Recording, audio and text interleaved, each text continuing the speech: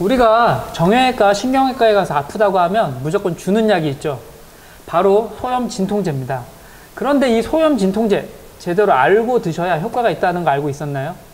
저희 움직임연구소에서 알려드릴게요.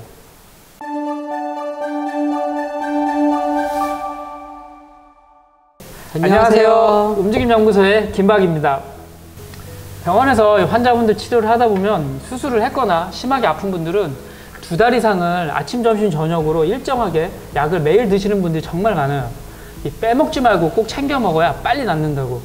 그런데 이게 맞는 얘기일까요? 그래서 현재 서울의 종합병원에서 약사로 근무하고 계시는 박준현 약사님께 물어보도록 하겠습니다. 안녕하세요, 박준현 약사님. 네, 안녕하세요. 자기소개 좀 부탁드릴게요. 네.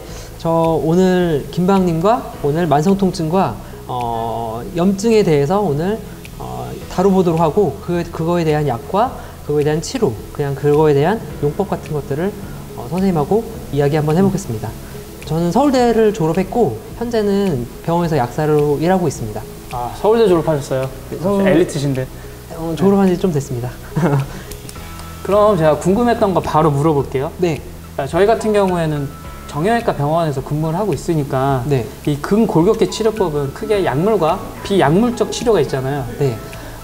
약물적 요법으로 이 소염 진통제를 많이 쓰는데요. 네. 이 약은 먹기만 하면 되니까 아주 쉽게 통증을 줄여주는 효과가 있어서 네. 정말 많은 분들이 사용하고 있잖아요. 네, 맞습니다. 그런데 이 약도 올바르게 먹어야 효과가 있고 네. 잘못된 방법으로 약을 먹으면 오히려 부작용이 커지지 않나요? 맞습니다. 그래서 이 소염 진통제를 올바르게 복용하는 방법에 대해서 네. 선생님이 좀 네. 쉽게 설명해 주셨으면 좋겠어요. 네. 우선 제가 소염에 대해서 설명해 드릴게요. 소염은 간단하게 말하면은 염증을 완화시켜주는 약이라고 생각하면 됩니다. 그래서 염증이 안 나도록, 즉 원래 염증이 나는데 염증이 안 나도록 하는 약들이 소염이고요. 그다음에 진통제 같은 경우는 이제 통증을 없애주는 약을 진통제라고 해요. 근데 간단하게 말하면은 급성 진통이 있고 그다음에 만성 통증이 있습니다. 그래서 우리가 급성 통증이라고 하는 거는 뭐 하루나 이틀 혹은 3일 정도 갔을 때 자동으로 낫거나 간단하게 일반 약으로 다스릴 수 있는 것들을 급성 진통이라고 해요. 이런 것들은 크게 문제가 되지 않는 거지만 만성 통증 같은 경우는 3개월에서 6개월 정도 걸리는 것들을 만성 통증이라고 합니다. 이런 것들은 경제적으로나 이제 신체적으로나 정신적으로 환자들에게 많은 영향을 끼치기 때문에 웬만하면은 빨리 완화시켜 주는 게 좋고요. 만성 통증 같은 것들은 우울증이나 이런 건 부가적인 질환으로 연결될 수 있기 때문에 최대한 빨리 캐치해 가지고 치료하는 게 좋습니다. 그런 거였군요. 그러면 저희 같은 경우에는 이제 뼈와 근육, 관절에 다쳤을 때 네. 이 염증을 줄여주기 위해 소염제를 먹고 네. 그에 따른 이 통증을 감소시키기 위해 진통제를 먹는 거네요. 네, 맞습니다. 근데 보통 이제 OS메드라고 네. 정형외과나 신경외과에서 주는 약이 보면 네. 거의 대다수 약이 3개잖아요. 네, 맞습니다. 그럼 하나는 소염제, 하나는 진통제. 네. 그럼 하나는 뭘까요? 이제 진통제나 소염제에서 이제 나오는 부가적인 것들을 이제 위에 많이 작용이 돼요. 그래서 위에 나오는 소화제로 저희 처방되는 걸로 알고 있습니다. 그럼 거의 3개 나오는 약들은 거의 소염제, 진통제, 소화제라고 생각하면 되겠네요. 네, 맞습니다. 그럼 이 약은 언제 먹는 게 가장 효과적이고 또 언제 먹으면은 오히려 그 효과가 떨어지는지 혹시 그런 게 있을까요? 네. 일단 약을 2가지로 분류할 수 있는데요. 먼저 첫 번째 아세트아미노펜으로 분류할 수 있고 두 번째 아스피린, 이부프로펜으로 분류할 수 있습니다. 왜 이렇게 분류했냐면요. 아세트아미노펜은 해열 진통제라고 해가지고 이름에 해열과 진통이 들어있잖아요. 그래서 열을 낮춰주고 통증을 없애주는 약입니다. 그 다음에 두 번째로 분류한 아스피린과 이부프로펜은 해열 진통 소염제라고 합니다. 소염이 추가되어 있잖아요. 즉 소염, 즉 항염이라고 해가지고 염증을 좀 없애줘요. 뒤에 나온 아스피린과 이부프로펜은 열도 낮춰주고 그 다음에 통증도 낮춰주고 그 다음에 염증도 없애주는 역할을 합니다. 그래서 얼핏 보기는 그럼 아세트아미노펜이 더 안 좋은 거 아니냐? 라고 생각할 수 있지만 그거에 대한 이제 부작용과 장단점이 있기 때문에 그거에 대해서 하나씩 설명해 드리도록 하겠습니다. 그러면 이게 네. 좀 덜 아프신 분들은 아세트아미노펜을 먼저 처방을 하시는 거고 네. 좀 심하게 아프신 분들은 아스피린이나 이부프로펜을 쓴다 그렇게 생각하면 되는 거겠네. 네, 크게 보면 그렇게 설명하는 게 편하고요.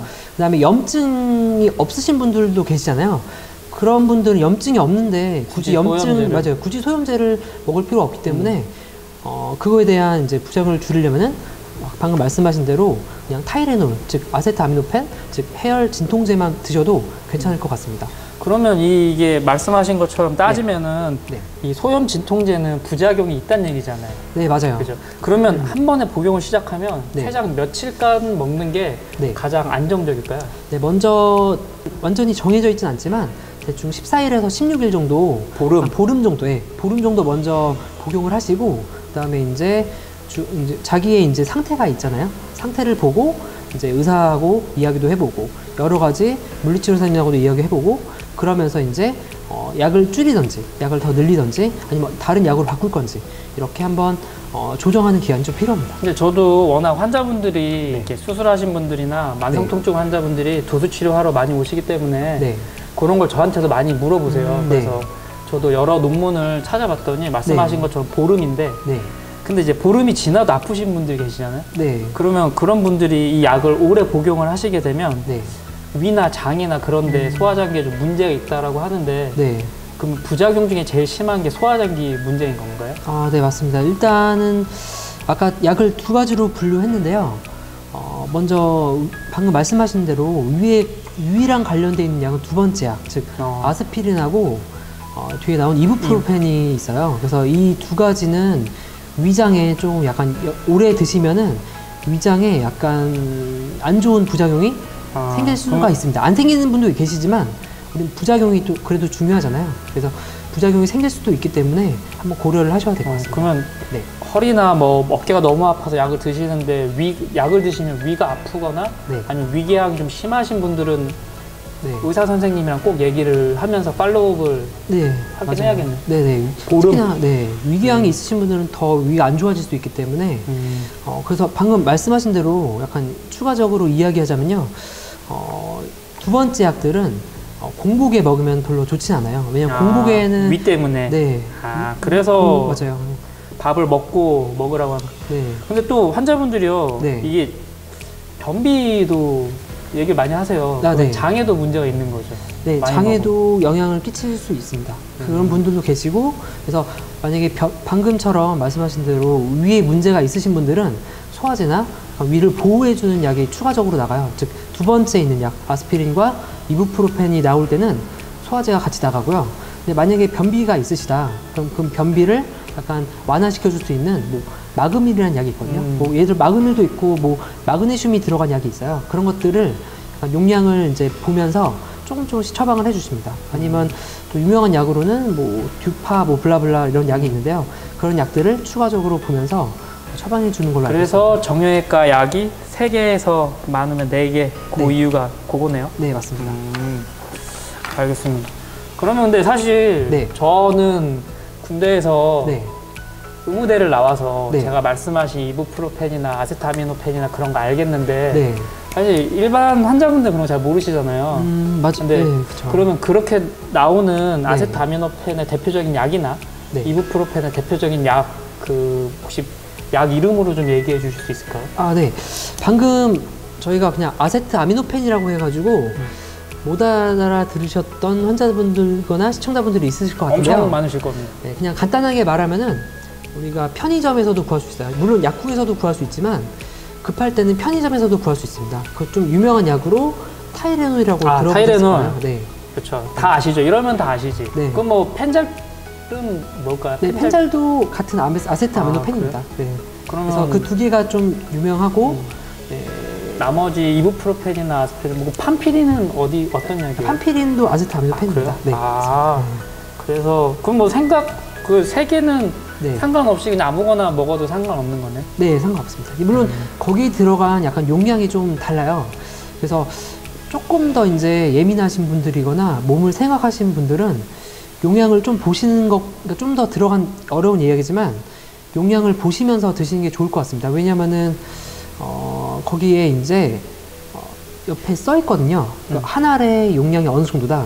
근데 즉 방금 타이레놀이나 그다음에 뭐 펜잘이나 판피린 같은 경우는 이제 아세트아미노펜이 들어있기 때문에 그 약들을 4,000mg 하루에 아니면 한 번에? 하루에요. 하루에 4,000ml 이상 드시면은 뭐 아까 말한 대로 위에는 문제가 없지만 얘네들은 이제 간을 괴사시키거나 간을 약간 혹사시키는 게 있어요. 그래서 4,000mg 이상을 먹는 거를 금지하고 있습니다. 왜냐면은 혹시라도 이제 간이 나쁘거나 안 좋은, 자기도 모르는 사이에 안 좋은 분들이 있을 거 아니에요? 그런 분들은 이제 간이 더 나빠지거나 그게 이제 간염이나 이쪽으로 더 진행될 수 있기 때문에 꼭 내 몸을 생각하신다고 하면은 용량을 계산하시면서 좀 드시는 걸 추천하고 있어요. 그러면 원장 선생님이랑 상의를 해야겠네. 네, 그것도 상의하시고.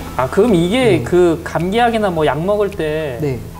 술 먹지 말라고 얘기한 그거랑 같은 얘기인가요? 네, 맞아요. 술을 드시게 되면은 이제 알코올이 이제 간에서 아세트 아미노펜까지 분해, 즉 타이레놀까지 분해를 하게 되잖아요. 그러면 이제 간이 하는 일이 2배가 되기 때문에 간이 더 혹사되잖아요. 그래서 괴사가 더 빨리 일어날 수 있어서 술을 드시고 타이레놀이나 즉 판피린 같은 것들을 먹지 말라고 한 이유가 거기에 있습니다. 그러면은 네. 이 소염 진통제에 대해서 환자분이 저한테 물어보시면 네. 아세트아미노펜, 네. 그 다음에 아스피린, 이부프로펜 이 3개를 말씀드리면 되는 거죠. 네, 맞습니다. 근데 아세트아미노펜은 이렇게 얘기하면 잘 모르고 네. 타이레놀, 펜잘큐, 판피린 네. 뭐 요런 약이 아세트아미노펜이고 네, 그거의 대표적인 얘기. 그죠. 그게 소염 진통제의 항염 효과까지 있는 위를 좀 조심해야 되느냐? 항염은 안 되고 해열과 진통만 됩니다. 그게 네, 아세트아미노펜은 해열 진통만 되는 약이고요. 네. 염증은 빠져 있습니다. 그러면 그게 그러니까 염증까지 있는 게 네.